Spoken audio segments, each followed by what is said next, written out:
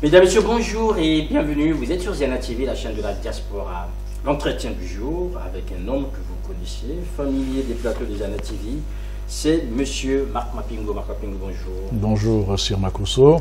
Marc Mapingo, merci d'avoir accepté notre invitation. Vous êtes venu ici en début d'année, on vous revoit à la fin de la saison. Alors, Marc Mapingo, vous avez une actualité très importante et dense durant ce début d'année 2017. Avant qu'on entre en fait dans le vif du sujet, commençons d'abord par ce qui s'est passé il y a quelques jours à l'ambassade du Congo. Vous le savez, c'est pour la deuxième fois que l'ambassade du Congo fait l'objet en fait d'attaques entre guillemets terroristes, puisque c'est ainsi que les autorités congolaises l'ont qualifié, notamment le ministre Thierry Mongala. L'ambassade a fait une tentative en fait d'incendie. La porte principale de la chancellerie, une maison que vous connaissez bien, a été incendiée. Alors on se pose bien la question. Très souvent, on condamne, mais on sait qu'ici à Paris, les leaders de l'opposition soit se taisent, sont indifférents par rapport à ces actes. Déjà, vous, aujourd'hui, Marc Mapingo, qu'est-ce que vous en dites déjà en fait? Est-ce que c'est toujours sous le coup de l'exaspération, puisque c'est l'argument qui avait été employé quand les premiers actes avaient été posés, ou bien là où vous dites qu'on est passé à un autre degré, je dirais, d'exaspération, puisqu'après il y a eu une revendication, dirait-on, politique de cet acte? D'abord, il est difficile d'être indifférent face à ce type d'acte. Je crois que le plus important, c'est ce que vous venez de dire, un climat d'exaspération, un climat de désespérance chez beaucoup de Congolais, et notamment des Parisiens et des jeunes Congolais qui sont à Paris, et qui ont trouvé très souvent une manière de réagir qui est celle-là. Bon, écoutez, personnellement, je ne pense pas que ce soit un acte terroriste.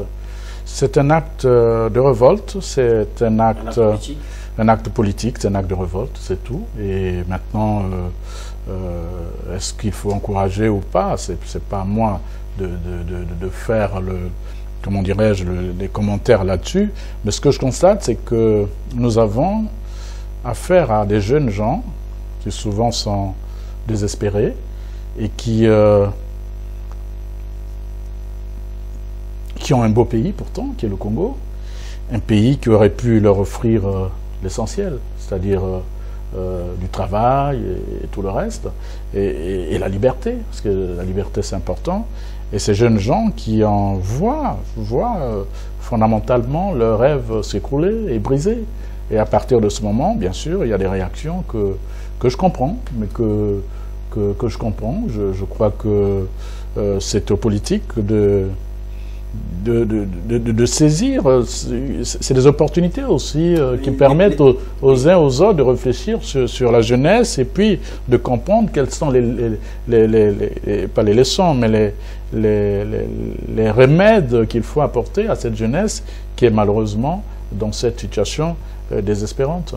Alors, du côté de Brazzaville, Marc Mapingo, on accuse l'opposition, en fait, sinon d'encourager ou d'entretenir ce type de pratique, puisque officiellement à Paris, personne ne les condamne, tout le monde comprend, mais personne ne les condamne, alors qu'on nous argue comme argument, comme quoi cette ambassade, mais est-ce que tous les Congolais maintenant. Oui, mais est-ce que vous trouvez que, je pense que ce sont des mauvais procès, c'est des faux procès, parce que ceux de Brazzaville, je veux dire le pouvoir de Brazzaville, aujourd'hui, qui tue dans le pool, et qui assassine et qui emprisonne les gens, ces gens-là ne respectent pas la liberté, ils ne respectent pas les droits humains. Alors je pense qu'ils sont très mal placés pour condamner des jeunes gens qui, dans un sursaut de désespoir, vont brûler la porte ou le portail d'une ambassade. Je crois que le problème de fond, c'est celui de la gouvernance du pays. Il faudrait que ceux qui gouvernent et ceux qui comprennent qu'aujourd'hui, il y a une génération qui a d'autres attentes que de voir ce qui est en train de se passer dans le pays. Alors, mais ces attentes doivent être comblées à Brazzaville et non pas à Paris. Pourquoi casser à Paris alors que c'est Brazzaville qui doit résoudre? Oui, vous voyez, je ne fais pas l'avocat, mais ceux qui sont à Paris sont des Congolais, ils sont concernés. aussi par la douleur de ceux qui vivent à Brazzaville. Donc je pense que la vraie question, elle est là. C'est la question nationale, c'est la question des libertés, c'est la question du développement de notre pays, c'est la question de la gestion, c'est la question de la... voilà, ce sont toutes ces questions qui font que les jeunes gens, malheureusement, à certains moments, soient désespérés et posent des actes que je comprends. Voilà, des actes que vous comprenez, beaucoup dans l'opposition les comprennent, puisque je redis, personne ne les condamne. Est-ce que vous croyez que ces jeunes devraient en fait rester dans cette spirale, puisque ce n'est pas pour la première fois? Certains avaient été arrêtés, condamnés. Oui, mais posez-moi la question de savoir si le pouvoir devait rester dans cette spirale. Déjà, cette spirale qui fait que le pouvoir aujourd'hui condamne des innocents, je parle des prisonniers politiques, que ce pouvoir assassine gratuitement des populations dans le pool, et que les problèmes de sécurité dans le pays ne soient pas réglés. Donc je pense qu'il ne faut pas... En fait, on est dans la loi du talion, c'est que pour eux, dents pour dents, c'est-à-dire que vous tuez à Brazzaville, ben, nous on fait ce qu'on peut faire à Paris. Non, ce sont les conséquences malheureusement d'une mauvaise gestion des équilibres d'un pays. Je crois que souvent, malheureusement, quand on n'a pas eu une vision pour un pays avec des thématiques importantes, on tombe malheureusement dans ce type de situation. Voilà, on tombe dans ce type de situation et pourtant on voit que la diaspora s'organise. Papa Pimon vous a vu très actif il y a quelques mois en fait, lors de l'élection du président du MRLC, Mouvement républicain pour la libération du Congo. Vous avez voté comme un bon citoyen. Les résultats annoncés nous disaient que M. Pemo, qui en est devenu le président, a été, je dirais, voté par plus de 18 000 Congolais qui ont participé à ce vote. Il est maintenant le président élu de la diaspora et président par intérim du Congo. Alors expliquez-nous un peu, Marc, qu'est-ce que ça veut dire exactement, président élu de la diaspora et président par intérim du Congo? Bon, je ne vais pas commenter comment dirais-je, les labels, mais ce qui est important, c'est l'atmosphère qui a prévalu un peu cette élection. Je crois qu'à un moment donné, beaucoup de Congolais ici à Paris se sont dit qu'il fallait qu'on s'organise, trouver un cadre pour exister et pour revendiquer et en même temps pour faire passer un certain nombre d'idées. Et moi j'ai été personnellement sollicité, des gens sont venus me voir en me demandant si je pouvais prendre le flambeau, être tête de cette dynamique-là. Pour 1000 raisons, j'ai dit que je n'avais pas le temps et puis pour l'instant c'était pas ce type de combat qui m'intéressait. C'était un combat utile, mais il y avait d'autres Congolais qui étaient peut-être mieux placés et qui voulaient certainement. Bon, il y a eu un appel de candidature, M. Pemo s'est présenté. Vous n'étiez pas les seuls, mais il y a d'autres qui ont été invalidés, qui ont causé pas mal de polémiques. Oui, certainement, mais j'étais hors de cette organisation. Voilà, j'étais hors de tout ça. Oui. Bon, et puis, voilà, et en bon compatriote, on m'a dit, écoute, il y a le vote à tel moment, et puis bon, je suis passé. Et ce jour-là, je suis passé, j'étais d'ailleurs le premier à aller voter, bien sûr. Et puis après, comme j'avais rendez-vous avec, ce jour d'ailleurs, j'avais rendez-vous avec le candidat Macron, et quand j'ai terminé ce rendez-vous, je suis revenu sur le lieu où j'ai vu notre candidat qui était Pemo. Bon, voilà, il a été voté. Oui. Bien sûr, oui, il a été voté. Bon, peu importe, c'est pas ça le plus important.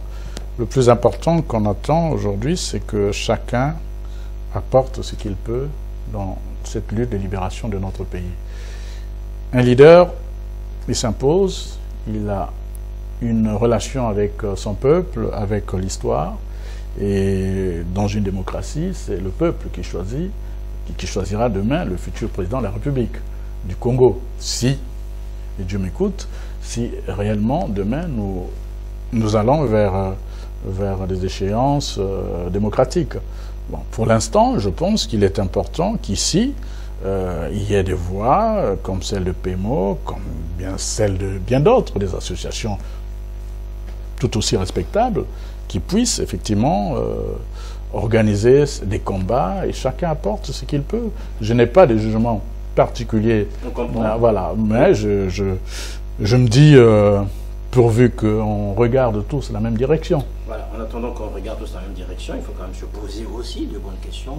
Président élu de la diaspora, on peut à la limite comprendre, mais président par intérim du Congo, est-ce que c'est sérieux?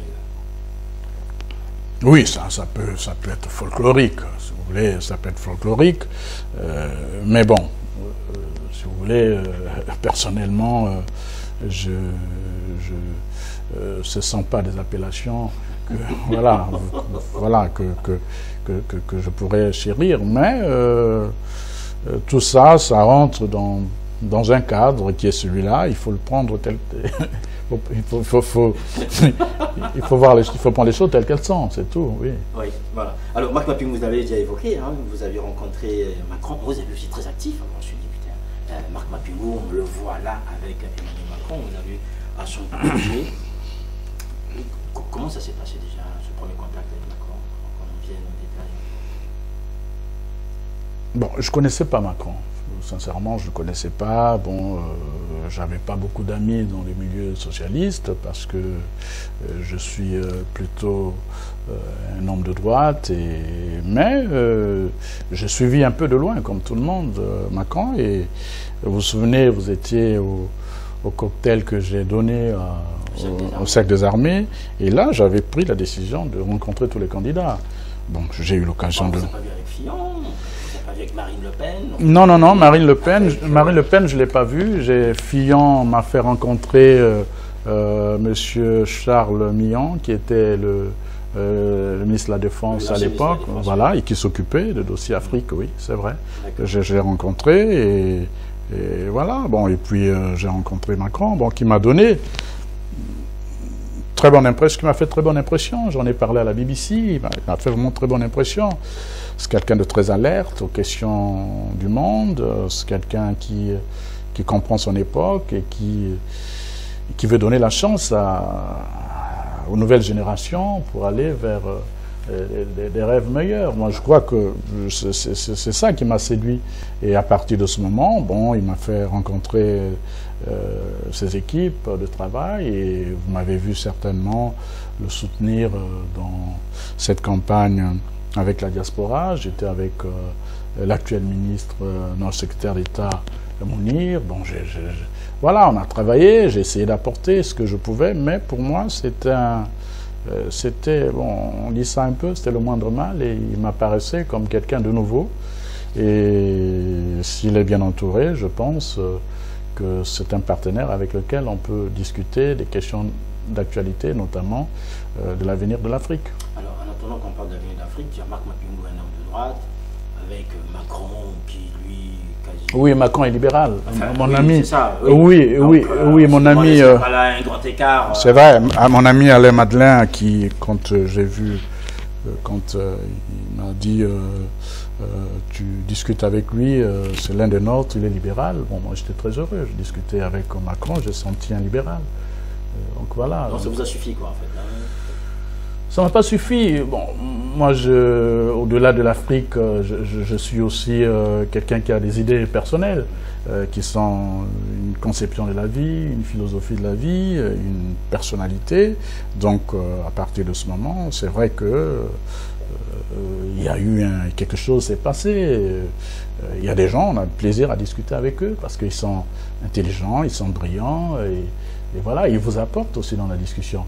On n'a pas discuté des journées entières, mais le contact, à mon avis, était un contact intéressant et puis je l'ai suivi comme tout le monde sur les réseaux sociaux, j'ai lu son livre, La Révolution, puis voilà, je pense que c'est quelqu'un à qui on pouvait donner la chance de lui aussi d'essayer. Alors cette chance, on a bien vu qu'il a bien saisi. Oui, bien sûr, il a été élu, bien sûr. Vous avez dit tout à l'heure, Marc Mapingou, qu'il est très alerte sur les questions du monde. L'est-il vraiment pour l'Afrique en fait? Parce que lors de sa campagne, on n'a pas entendu grand-chose en fait. Il n'a pas pris d'engagement.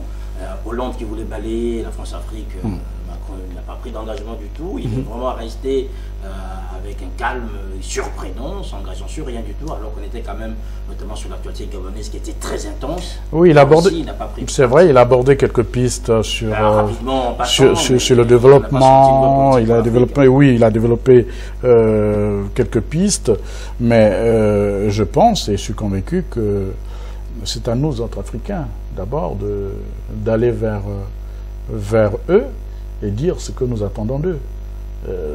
Moi, je ne compte pas sur un Gabonais, sur un Sénégalais de penser le destin de mon pays. C'est d'abord à moi de savoir, voilà ce que nous voulons de notre pays, et puis aller voir les partenaires et leur dire, voilà ce que nous attendons de vous. Et je crois que c'est une démarche aussi qui est importante. Il y a des hommes d'État ici, écoutez, pour l'Afrique, c'est compliqué. Moi, je me suis retrouvé dans certains milieux, quand je parle du Congo, on me parle du Congo démocratique. Donc il y a des gens qui ne connaissent même pas le Congo-Brazzaville. Parce que nous sommes un petit pays qui ne compte peut-être pas, démographiquement, économiquement. Bon voilà, et les gens discutent aussi avec des pays qui comptent. Et ça, c'est à nous de présenter notre pays, c'est à nous de parler de notre pays, de parler de notre cause.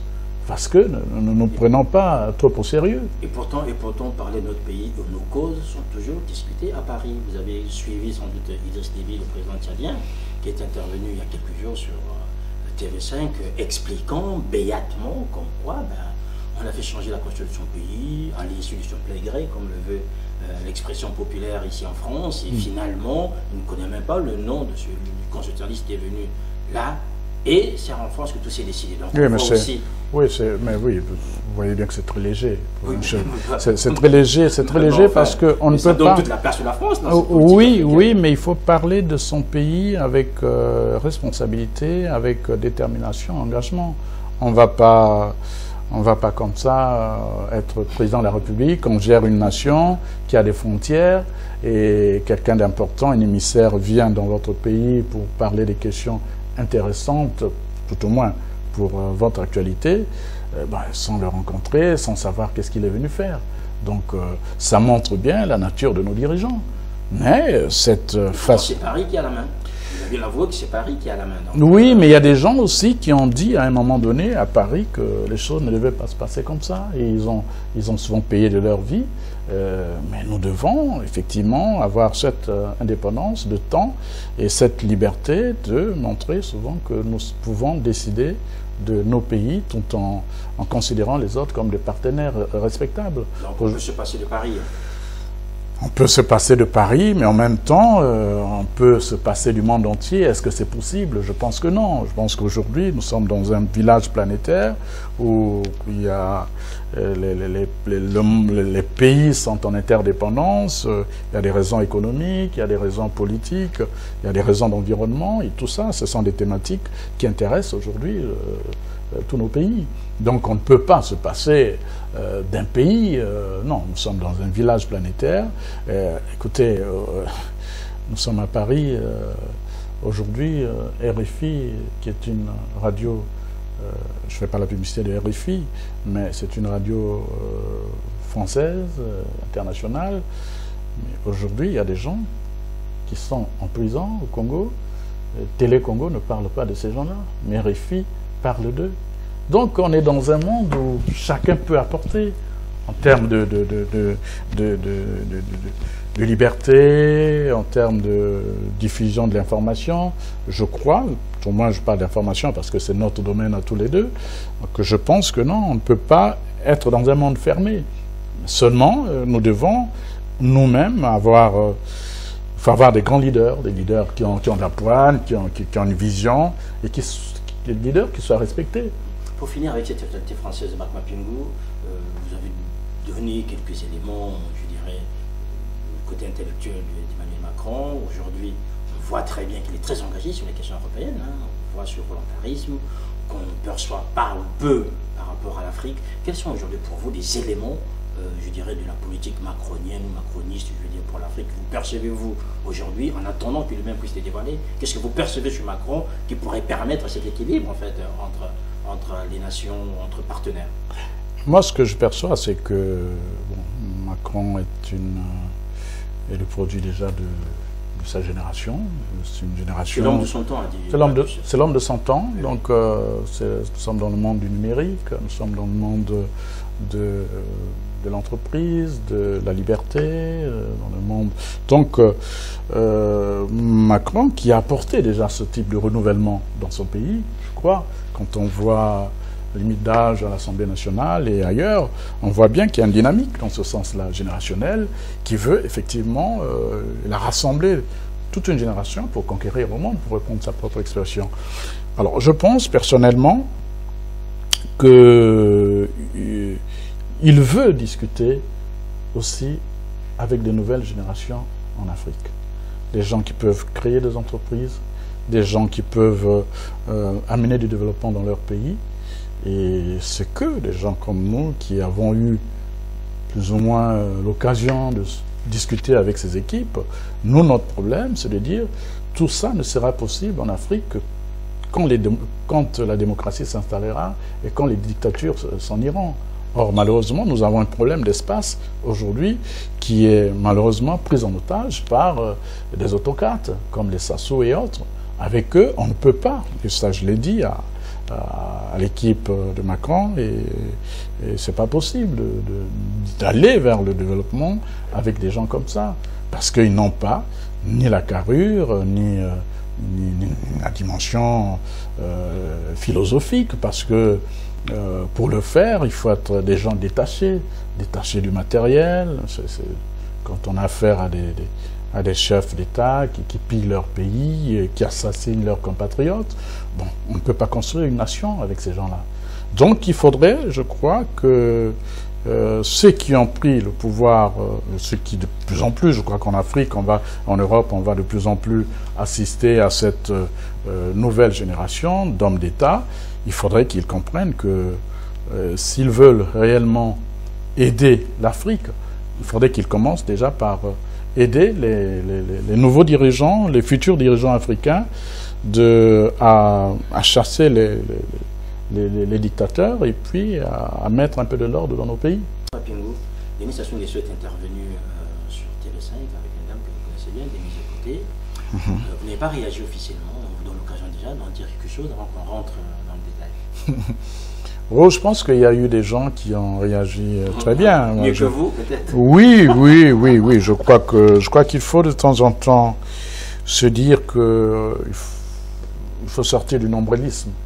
Il faut dire que nous sommes dans un combat et il faut apprécier la contribution de tous ceux qui sont dans ce combat.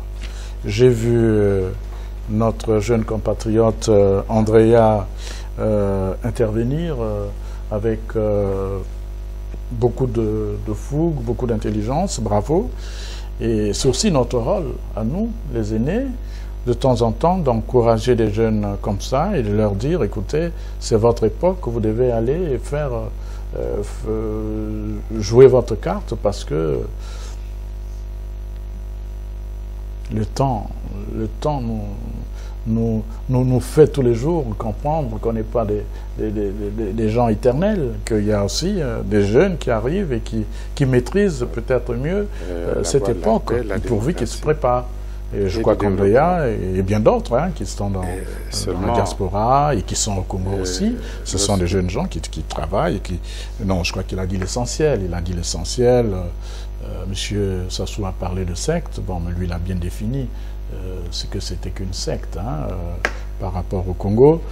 Et puis, bon, ce qui est malheureux dans ce type de réaction, quand on voit Monsieur Sassou parler du Congo, on a l'impression qu'il s'en fout, que c'est quelqu'un qui est d'une certaine arrogance légendaire et qui pense qu'il est immortel et qui pense que l'histoire, la postérité ne l'intéresse pas et que les autres, et qu'il a droit sur le pays, il a droit sur les autres, il a droit sur tout. Bon, vous voyez dans tout ça, bien sûr, quelques larbins qui l'accompagnent dans ses démarches, mais le plus important, je crois, c'est c'est le jugement de l'histoire qui sera dur demain. Il dit à lui-même juge, en plus il estime que vous qui êtes en face, vous êtes de mauvaise foi, puisqu'il a fait appel en fait aux Congolais de bonne foi et aux observateurs internationaux de bonne foi pour voir l'œuvre aujourd'hui au Congo. C'est quoi l'œuvre? C'est ce qu'il dit, Marc Mapimou. Moi, non, mais vous êtes un observateur. Les Congolais de bonne foi. Donc, vous êtes, oui, non, Congolais de bonne foi, non, vous êtes un observateur. Je crois qu'on ne peut pas parler d'œuvre lorsque, pour des raisons de manipulation politicienne, on brûle une région de son pays, on brûle un peuple. On peut pas parler, on peut pas parler, on peut pas parler d'œuvre quand dans des hôpitaux les gens n'ont pas de quoi se soigner. On peut pas parler d'œuvre quand dans des écoles primaires comme dans les universités, les étudiants, les élèves sont assis à même le sol. On ne peut pas parler d'œuvre quand les gens sont en prison dans un pays qui se dit ou qui se veut démocratique. Oui, on ne peut pas parler d'œuvre quand finalement le pays brûle et qu'il y en a qui font comme s'ils ne voyaient rien. Oui, à la limite, je dirais honte à eux. Oui, mais on peut aussi vous rétorquer qu'on peut parler d'œuvre quand on peut désormais partir de Brazzaville à Ifondo quasiment d'une journée, quand les choses vont bien. On peut parler d'œuvre quand dans chaque département du Congo aujourd'hui, il y a un stade, un palais présidentiel et... Vous en rigolez maintenant. Non, j'allais vous dire...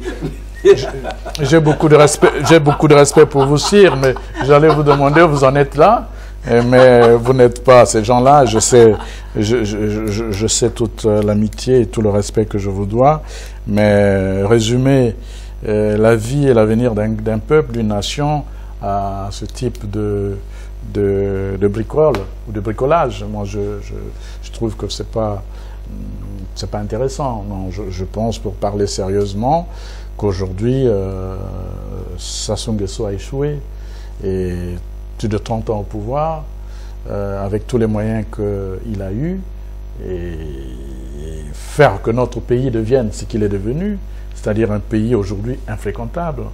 Personne ne veut aujourd'hui faire un tour au Congo. Quand vous êtes dans des milieux de décision ici, quand on parle du Congo, on vous parle de boucherie. On parle de boucherie, on vous parle quand je parle de boucherie, ben ça veut dire, vous comprenez ce que je veux dire. C'est un pays où on tue, où un chef d'État se transforme pratiquement en boucher principal ou national. Non, je crois qu'on a honte d'être de cette partie d'Afrique, parce que l'Afrique que chantaient des gens comme Franklin Boukaka, ou l'Afrique que clamaient des gens comme Sonny Laboutansi dans leurs écrits, notamment le Congo, je parle du Congo notamment, ou le Congo lequel les gens comme Mabiala Manganga ont donné leur sang, versé leur sang. Je pense qu'on méritait plus, on méritait mieux. Alors nous sommes dans un pays qui est en train, hélas, petit à petit, de sombrer dans le chaos, puis de demander à Dieu qu'il veille sur ce pays pour qu'il reste au moins quelque chose qui ferait que ceux qui vont survivre à tout cela puissent se dire, enfin, on avait quand même un peuple qui avait compris qu'on était mal barré. Voilà. Alors, un groupe qui est pas mal barré, c'est l'opposition Marc Mapimou. L'opposition congolaise d'un repli du poids de la baie. Depuis les élections, les arrestations et consorts, on avait vu une opposition quasiment terne, qui n'avait pas d'initiative. Depuis quelques jours, même, je pense depuis le mois de juin, on constate cette opposition qui revient au devant de la scène. Déjà une marche non autorisée, mais qui a quand même pu se réaliser avec les leaders de l'opposition en tête, Mme Mounari, M. Bouao, M. Mirassa, Kim Foussia et consorts. Déjà, cette marche, Marc Mapimou, vous a-t-elle surprise ou elle vous a rassuré sur cette opposition qui continue? Quand on voyait d'autres leaders comme les Tsatsi Mabiala, qui eux avaient déjà pris un engagement pour être aux côtés de M. Sassou dans cette élection législative. C'est une marche intéressante, la vie c'est une marche. Je crois que c'est Saint-Augustin qui disait, j'aime bien cette phrase, avance sur ta route car elle n'existe que par ta marche. Il faut avancer, il faut marcher. Et je pense aussi que finalement Bien sûr, j'ai vu d'ailleurs M. Sassou minimiser, oui, minimiser, sous-estimer, railler, mais il sait au fond de lui que quand on a eu 8% aux élections, ça veut dire que les plus de 90% qui restent ne vous aiment pas et que ces gens-là peuvent marcher s'ils sont dans un pays libre où personne n'est enchaîné. Alors aujourd'hui, les gens ont peur dans le pays, je comprends. Les gens ont été traumatisés par des méthodes que M. Sassou et ses hommes, qui sont des hommes de main, qui sont des sécurocrates, ont installés depuis plus de 30 ans. Les morts ne se comptent plus, ils sont très nombreux. Et voilà, mais quand les gens marchent, ils sont venus, ils se sont retrouvés. Il y a eu des femmes courageuses comme Madame Minari, que je salue en passant, et bien d'autres leaders de l'opposition qui étaient là et qui ont marché. Je crois qu'un jour, la nation reconnaîtra les marcheurs en disant « vous étiez des braves ». Pendant que le pays pleurait, pendant que d'autres lâches se cachaient, vous étiez là, prêts à présenter vos torses devant cette horde des voyous, et parce que c'est ça le problème aussi, c'est un risque quand on marche dans ce pays. Alors, si vous me demandez pourquoi certains ne viennent pas, bon, c'est des choix politiques, mais je pense que nous sommes là dans un moment historique de notre pays où il faut, comme a dit Minari, où on est du côté de l'histoire, où on n'est pas du côté de l'histoire, c'est tout. Nous sommes dans un pays où, malheureusement, quand on demande l'autorisation de manifester, elle n'est pas donnée. Et quand vous forcez, bien sûr, on vous attraite, on vous bastonne et tout ça. Mais on revient sur la question fondamentale. L'histoire du Congo ne s'écrira que par nous, par les Congolais. Il faudrait que parmi ces Congolais, il y a des gens qui prennent des risques. Comme vous prenez, bien sûr, vous êtes un journaliste compétent, neutre, vous faites votre travail de journaliste, mais le fait de m'inviter, vous prenez des risques aussi. Et moi, le fait de venir ici, dire ce que je dis, c'est aussi des risques que je prends vis-à-vis d'un pouvoir qui ne fait pas des cadeaux à ceux qui disent la vérité. Donc, à partir de ce moment, je pense que nous prenons des risques et il faut risquer. Et je demande, moi aussi, à tous les Congolais que l'avenir du Congo est dans leurs mains. Quant à la jeunesse, elle doit comprendre que ils voient ce qui se passe ici en France. C'est tous ces jeunes qui ont compris que, oui, ils peuvent aller à la conquête du monde. Macron a inauguré cette forme de dégagisme où une certaine génération a fait ce qu'elle a pu faire et d'autres sont arrivés. Et je pense que c'est aux jeunes aujourd'hui qui sont au Congo de comprendre, malheureusement, je dis bien malheureusement, que il n'y a que en donnant, hélas, quelquefois leur sang, que ce pays-là sera sauvé. Et c'est leur avenir, c'est de leur avenir qu'il s'agit. Vous êtes sans ignorer que le Congo est en pleine période législative. Hein. Officiellement, c'est le 2 que ça a commencé. Le 16 sera le premier tour. Alors, on se pose la question toujours par rapport à l'opposition. Une partie de l'opposition, que M. Sassou a qualifié de radical, qui boule tout et qui creuse son propre malheur, puisqu'elle ne participe à rien, et une autre qui aide à accepter d'y aller, même avec parfois des configurations un peu incongrues. Mac Mapingo, le boycott est-il le bon choix dans la configuration politique actuelle? De toutes les façons, boycott ou pas, si vous demandez à quelqu'un comme moi qui observe modestement la vie politique congolaise depuis un moment, je peux vous dire que boycott ou pas, nous sommes mal barrés. Nous sommes dans un pays où, quand M. Sassou et ses amis ont volé des élections, ils se sont dit, c'est plié, ça va, on avance et on s'en fout du reste. Ils ont emprisonné les innocents, le journal Mokoko, Kombi Salissa et bien d'autres. Et ils ont commencé à torturer certains qui sont morts, paix à leur âme. Et puis, ils ont inventé un complot dans le pool le jour des élections présidentielles, où on a vu un commando venu de je ne sais où, alors que le pays était bien sûr quadrillé par l'armée, semble-t-il perturber Makelekele, et puis pourchasser un certain Toumi qui n'avait rien à voir avec tout ça. Ils se sont dit, bon, avec ces petits calculs, ces petites combinaisons, ces petits arrangements, ils pouvaient s'en sortir. Mais aujourd'hui, je pense qu'ils se sont trompés. Vous savez, la violence n'a jamais tout réglé. Le problème de ce système, c'est qu'ils se trompent d'époque. Hier, on pouvait mettre des tracts dans une voiture et puis dire, bon, ok, monsieur Sir Makosso, on vous a vu, etc. Oui, il n'y avait pas des réseaux sociaux, il n'y avait peut-être pas des gens aussi brillants, intelligents. C'était aussi le parti unique avec une démarche marxiste très dure où il y avait un lavage de cerveau. Donc c'était une ambiance.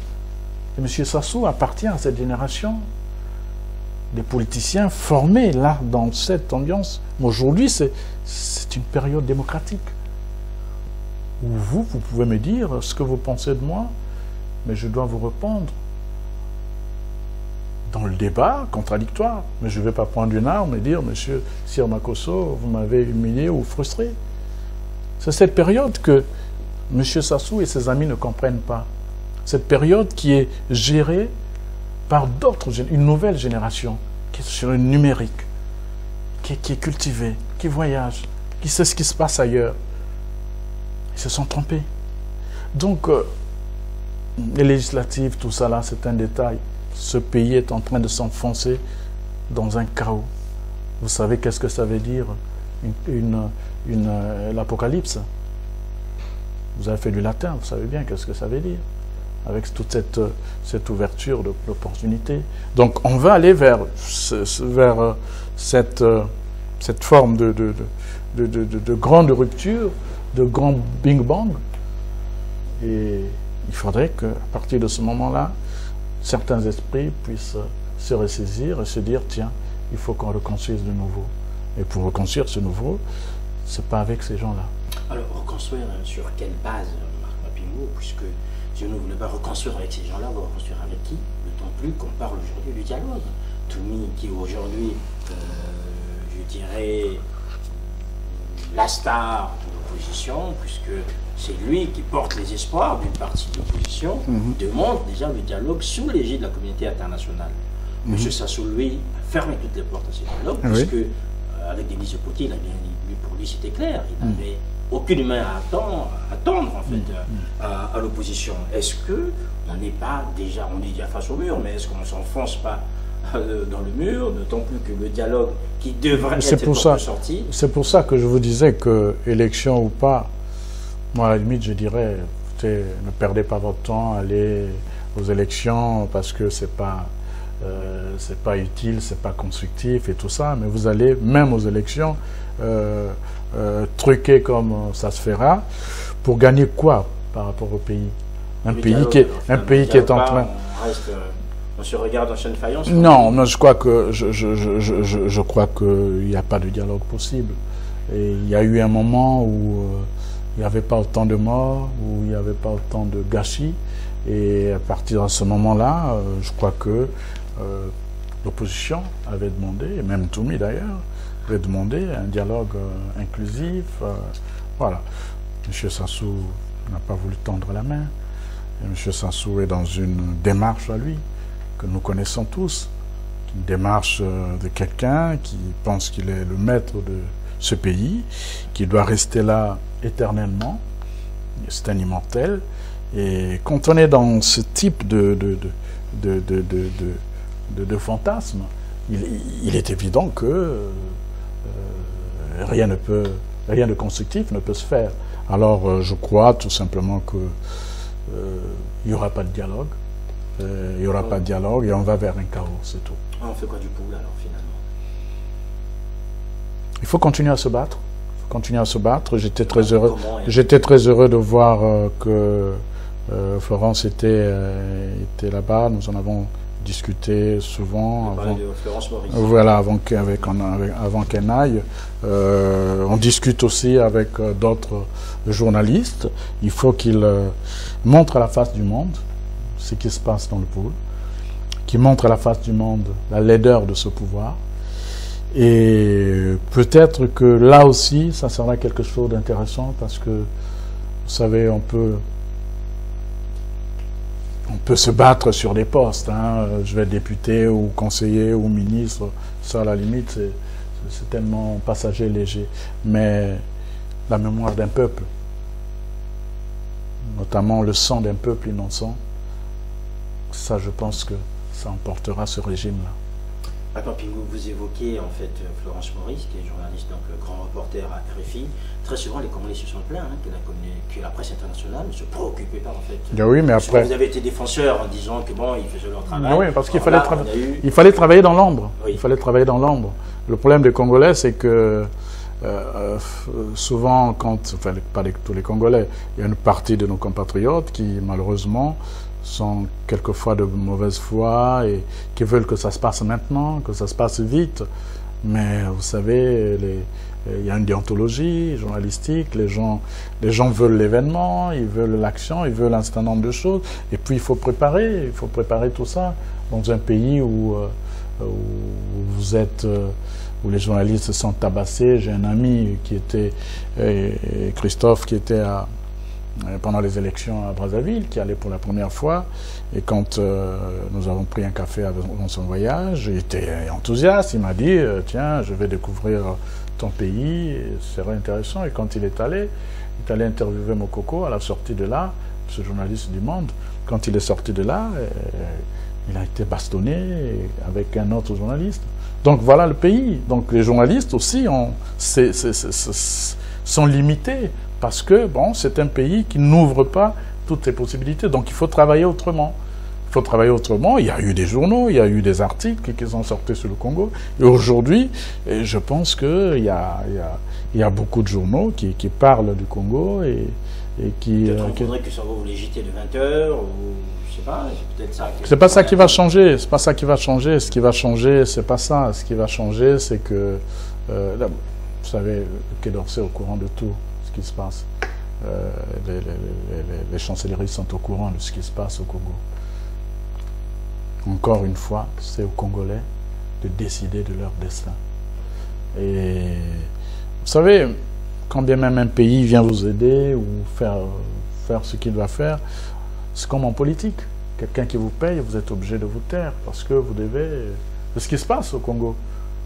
Il y a des députés ou des gars qui ne peuvent pas dire, qui ne peuvent pas marcher parce que, bon, quelque part, ils doivent soit des carrières ou je ne sais pas quoi, ou de l'argent à ceux qui sont aux affaires. Donc, ils sont bien estampillés opposants. Oui, mais ils ne vont pas plus loin dans leur discours et dans leur langage. Voilà. On a bien compris Papa Piongo, on va laisser ce régime d'un côté, on va parler de vous. Alors, Papa Piongo, vous êtes quasiment un homme un peu mystérieux. Mais je suis là, je ne suis pas mystérieux. Je suis d'accord. Le mystère, non, je suis là, on est ensemble, et puis vous me voyez, quand vous m'invitez, je viens. Bien sûr, donc ce qui nous regarde, c'est un privilège de vous avoir déjà, on vous voit très peu quand vous intervenez sur un message. Alors on va parler peut-être un peu, vous n'avez pas l'habitude de parler peut-être de l'homme Papillou. Aujourd'hui vous êtes sollicité, on a commencé cette émission, on a bien compris, vous étiez quasiment dans toutes les actions nécessaires pour faire avancer la diaspora, pour faire avancer la cause du Congo, de l'Afrique au sein de l'administration française. On vous connaît aussi, pour ceux qui vous suivent depuis quelques années, un homme de réseau, un peu partout en Afrique, que ce soit ici en Europe, vous êtes un homme de droite, gaulliste, vous connaissez très bien tout le milieu politique français, par votre père, vous-même aujourd'hui vous êtes installé, vous êtes un communicant. Alors, par Pingou, on se pose mille et une questions ce qui vous concerne, on a très peu de réponses en fait. Finalement. Alors la première. Enfin, je ne vais pas citer les mille, mais je vais peut-être en prendre quelques-unes. D'accord. Finalement, aujourd'hui, qu'est-ce qui fait que vous soyez en même temps dedans, dans cette activité politique que vous avez évoquée, et dehors, on vous sent plus ou moins en retrait, c'est-à-dire on vous voit prendre aucune responsabilité. C'est peut-être ma nature, je prends des responsabilités, non. Je pense que prendre les responsabilités... On vous a sollicité pour être président de la diaspora, vous avez décliné, vous n'êtes pas patron d'une association ou d'une... Non, je vais vous dire une chose. Oui. Revenant sur cette affaire de diaspora, j'avais dit à mes équipes, à mes amis qui sont venus me voir, je leur ai dit, écoutez, bon, d'abord j'avais autre chose à faire, c'est bien gentil, tout ça, mais vous savez que là, il y a eu un président élu tel que vous avez vu, mais j'ai l'impression que ça ne marche pas trop bien, parce que les mêmes Congolais sont les premiers à taper sur un compatriote, disant il ne fait pas bien ou il n'est pas reconnu par tout le monde, etc. Oui. C'est pour ça que je dis, nous n'avons pas besoin de comment dirais-je, de nous éparpiller. Aujourd'hui, il y a des gens qui sont dans ce combat et qui posent des actes, qui sont des actes qui donnent des fruits. Ils n'ont pas besoin de faire du bruit. Il y a des gens qui ont leur rôle, qui parlent, qui sont dans des métros, qui informent l'opinion en France comme l'opinion internationale. C'est aussi bien, c'est leur rôle. Je crois que c'est Teilhard de Chardin, que vous connaissez bien, qui disait « tout ce qui monte, non, tout ce qui converge monte ». On est dans une pyramide. Tout ce qui converge monte. Si tout ça, ça converge, nous irons plus haut. Alors, moi, je pense que je suis dans cette phase où je me dis, j'ai des choses à apporter. Et pour l'instant, je travaille, sincèrement, je travaille. Et avec certains, pas beaucoup de gens, je fais un certain nombre de choses. Mais pour le pays, je n'ai pas besoin d'être décoré ni quoi que ce soit. J'ai des enfants qui sont congolais, j'ai des compatriotes qui sont congolais. Il y a une jeunesse qui attend beaucoup de nous les aînés. Et qui attend surtout beaucoup de vous, Marc. Je sais que je ne vais pas blesser votre modestie, mais on attend beaucoup de vous. Je sais. Vous savez que les gens veulent vous voir un peu plus entreprenant, veulent vous voir. Vous êtes présent, c'est vrai, mais souvent une présence discrète, en fait. Ah oui, c'est la première question que je vais poser sur vous. Vous voulez que je mette dans un blindé Non, mais écoutez, surprenez-nous, je ne sais pas, faites quelque chose. Mais la première fois que nous nous sommes vus, c'est la première question que je vous ai posée. C'est vrai que vous êtes là, mais en même temps, c'est comme si vous n'étiez pas là. Et aujourd'hui, il y a une attente très forte, vous le sentez. Et on vous le dit, de plus en plus des gens qui vous rencontrent vous le disent. Est-ce que Marc Mapingou a envie de s'engager ou bien... Je suis engagé. Oui, c'est vrai, mais enfin, vous comprenez ce que je veux dire, cet engagement qu'on voudrait vous voir peut-être haranguer du monde. Je suis engagé. Je suis engagé et il y a à Paris beaucoup de gens qui haranguent bien. Et au Congo aussi, il y a des gens qui haranguent. Je crois qu'on n'est pas en déficit des harangueurs, comme on dit. C'est pas ça la question. Oui. La question de fond, c'est les opportunités historiques et la relation avec le peuple. Et voilà, et puis arrive un moment où on décide. Je crois que pour l'instant, j'ai décidé d'être avec les Congolais, de la diaspora, de ceux qui sont dans le pays. Et je vous l'ai toujours dit, de libérer, d'accompagner les Congolais vers ce moment de libération, qui est un grand moment. Quand le pays sera libéré, à partir de ce moment, moi je suis un démocrate. Chacun verra ce qu'il pourra faire. Mais je vous appellerai à d'autres rendez-vous événementiels, certainement, que j'aurai à Paris après les vacances. Et vous verrez que je ne dors pas, vous verrez que je travaille. Et peut-être vous avez la primeur. Et peut-être que je suis en train de travailler dans le lancement d'un grand mouvement politique. C'est peut-être ce que vous voulez entendre. Peut-être fallait aller vous chercher assez loin pour que vous nous disiez ça, que je pense que pour voilà, mais un mouvement qui doit être national, qui doit être ici aussi, et il faut le lancer, et je m'organise pour ça. Alors, Marc Mapingou, est-ce que vous comprenez l'impatience, notamment vis-à-vis de vous, parce que je parle de vous, d'autant plus que tous les regards sont tournés vers vous. Les gens aujourd'hui, les gens qui sont ici, les militants, sont impatients. On a souvent accusé l'opposition congolaise de manquer de leader. On accuse souvent de Congolais qu'il n'y a pas de leader. leadership, et certains sont venus vous chercher pour vous dire, écoutez, faites quelque chose pour que nous soyons avec vous. Aujourd'hui, vous nous annoncez que vous pourriez, d'ici là, mettre en place un mouvement politique. Est-ce que c'est quelque chose pour vous, désormais, qui est mûr, qui pourrait, en fait, vous conduire, en fait, à cette libération? C'est quelque chose qui est mûr, c'est quelque chose qui existe même, et qui doit être rendu officiellement, et qui doit, effectivement, faire que, bon, désormais, je sois un peu plus actif, peut-être, un peu plus actif, voilà. Et puis il faut comprendre aussi mon parcours, porte-parole jusqu'à aujourd'hui de Jean-Marie Michel Moukoko, qui est en prison. Bon, on se disait, il va sortir, on va peut-être organiser des choses un peu plus grandes. Bon, au fur et à mesure qu'on attend, on est un peu embêté.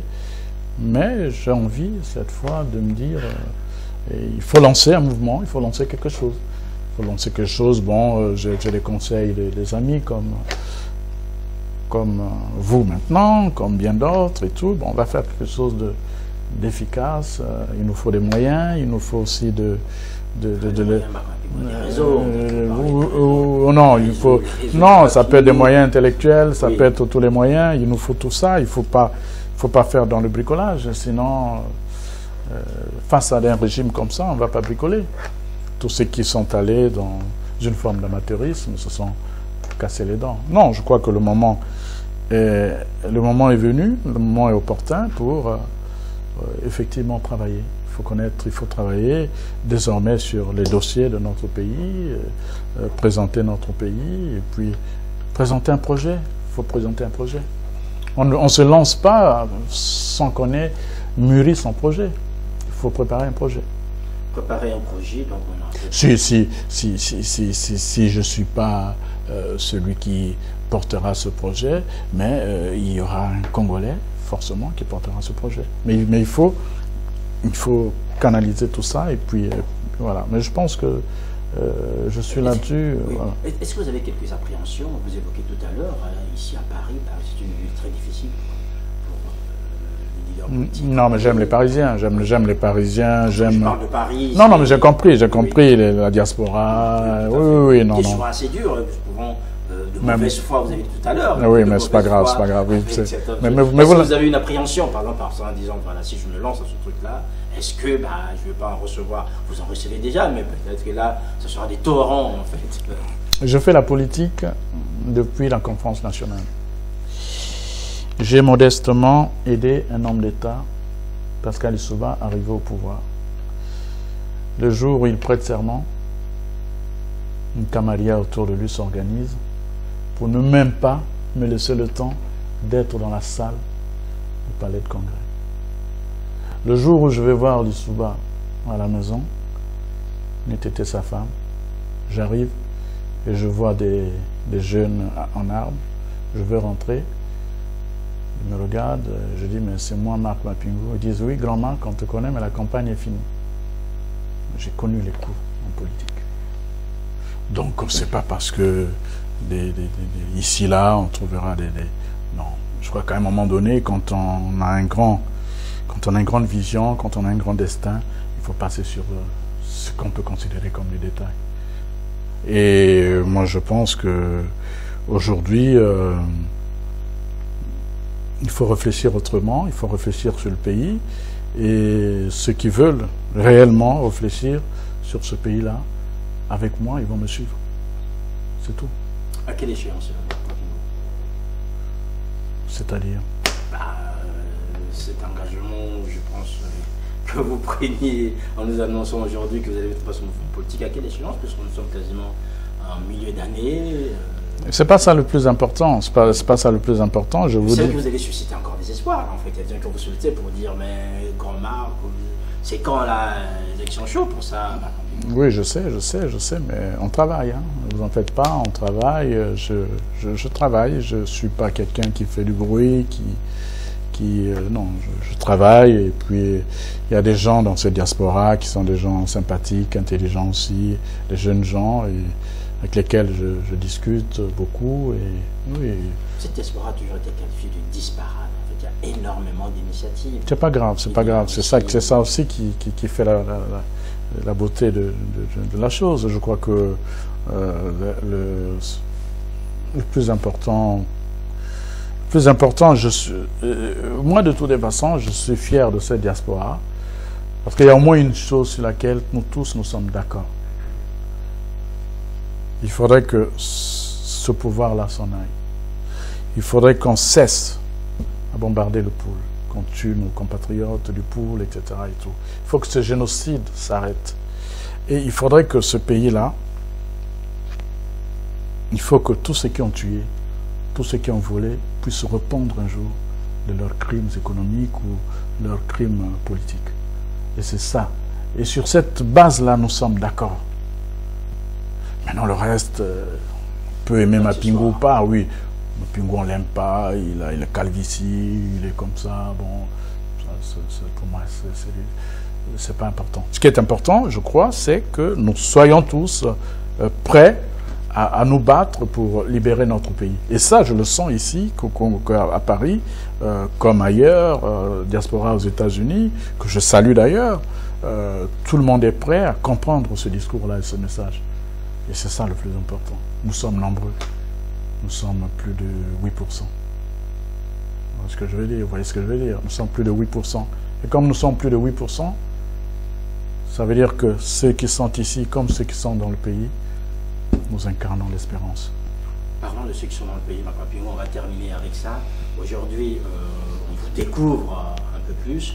Alors, très souvent sur le plan institutionnel, Brazzaville regarde Paris. Sur le plan social aussi, Brazzaville, Kimungu, Zanaga, Londelakaï ou encore Manimokaï regardent toujours Paris, Metz, Bordeaux, puisque ici on arrive à répondre à certains besoins là-bas. Et sur le plan politique, on regarde aussi Paris. On se pose énormément de questions, on ne voit personne venir, et en même temps sur place, il y a aussi des hommes et des femmes qui travaillent, qui estiment qu'ils ont la légitimité pour conduire les choses. Bien sûr. C'est pour ça que je parle de démocratie. Vous savez, quand à la conférence nationale, on était avec l'Issouba, il y avait des gens, on venait de Paris, il y avait des gens qui étaient déjà sur le terrain. Milongo venait de l'extérieur, l'Issouba venait de l'extérieur. Ceux qui étaient sur le terrain se sont dit non, nous sommes là, c'est nous, etc. Kolela et bien d'autres. Après, il y a eu les élections. Le peuple avait décidé. C'est le peuple qui décide. Moi, je suis un démocrate, je ne vais pas aller au pouvoir en faisant un coup d'État ou en tuant mon meilleur ami à 14h30. Je ne ferai pas ça, moi. Moi, je veux, au cas où je voudrais aller au pouvoir, que le peuple puisse apprécier un projet et que ce même peuple puisse choisir librement. Et c'est pour ça que nous nous battons. Je ne me bats pas pour qu'une dictature vienne s'installer ou qu'un fils d'eux ou un neveu d'eux vienne s'installer parce qu'ils auraient je ne sais pas quelle forme de légitimité. Non. Il faut se battre pour la vraie légitimité, celle du peuple. Donc, chaque ambition est respectable, que ce soit ceux qui sont sur le terrain ou ceux qui sont ici. Après tout, c'est notre pays à tous. Chacun peut essayer. Issouba a essayé, on dit ah oui, mais il vient de. Ah ben, il a gagné. Parce qu'il avait une base, il avait des gens, il avait travaillé sur le terrain et tout ça. Donc le reste n'est que question de posture. Moi, je ne suis pas prétentieux, mais je pense que la dynamique qu'on a mise en marche est une dynamique forcément qui portera celle de l'avènement du retour de la démocratie. Et ça, avec Mapingu, sans Mapingu, je suis sûr que le peuple triomphera. Il faut réfléchir sur une chose. Nous devons méditer sur tout ce qui arrive. Il y a des gens qui meurent. Des gens qui ont fait du mal, qui s'en vont. Il y a comme ça toute une série d'événements qui font que j'ai envie de dire que il y a même la colère des dieux, pour reprendre l'expression grecque, des dieux, qui est en train de sévir dans notre pays.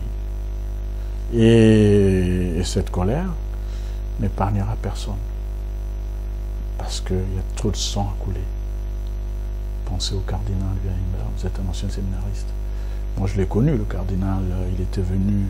Il venait souvent nous donner des conférences au petit séminaire de Luango. Ce monsieur était torturé, il avait une voix on l'avait fait déjà sous la géménaire, on avait fait avaler de la boue, je ne sais pas si vous étiez au courant. Et ce monsieur avait une voix à peine audible.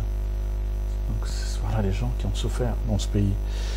Et Massamba Deba, parce qu'aujourd'hui on n'a pas retrouvé son corps.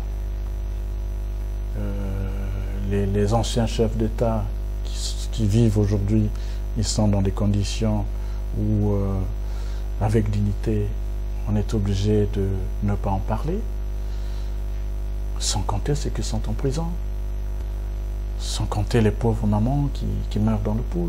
Et vous croyez qu'il n'y a pas une justice divine qui puisse regarder tout ça? C'est pour ça que je suis serein. Je me dis, ça ne se passera pas comme ça.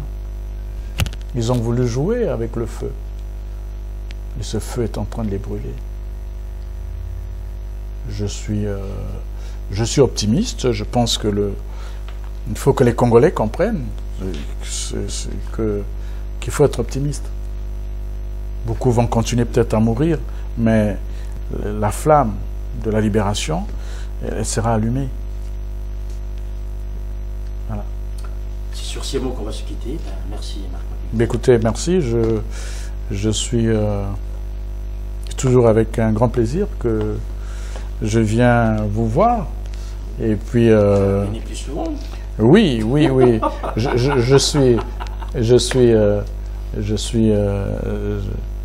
Je vais terminer avec une note d'humour. Je suis un peu. Vous devez m'excuser, je n'ai pas porté ma cravate, tout simplement parce que je ne voulais pas vous faire concurrence. Vous êtes tellement bien habillé. Tellement bien habillé. Grâce à la maison Connivence, là encore, c'est un ami, oui, c'est un ami. Un compatriote qui soutient en fait. Oui, c'est sympa, oui, il habille mon fils, d'ailleurs. Il habille mon fils. Voilà. Il habille mon fils. Et c'est un ami, c'est quelqu'un de bien, il est très brillant. Et en même temps, oui, c'est une fierté. C'est un ami, oui. Oui, mais en tout cas, comme on dit chez nous, Poutoulou, je vous dis Poutoulou. Merci. Voilà. Je dirais donc à Connivence de pouvoir honorer en fait à ce souhait, puisque c'est lui le maître. Oui. Pas des lieux et des circonstances, mais enfin, c'est lui qui pourrait. Je passerai le voir cet été, où nous avons tous besoin de couleurs. Oui. Parce que la vie, ce sont les couleurs aussi. Donc on a besoin de ces couleurs pour avoir plus de tonus, de gaieté. Et c'est vrai, cher ami, merci beaucoup. Voilà, c'est sur donc ce ton coloré qu'on va se quitter. Merci à notre invité Marc Mapingu, merci à vous aussi. Toujours un grand coucou à Noko Kumunga Koso qui nous manque beaucoup. Oui. Vous avez bien compris que notre saison va s'arrêter d'ici là. Donc portez-vous bien, on se retrouvera d'ici peu. Nos émissions continuent et surtout restez fidèles à Zanat TV. Passez de bonnes vacances là où vous êtes et là où vous nous suivez. Encore bien de choses à vous. On se dit à la prochaine fois. Au revoir. Au revoir. Merci.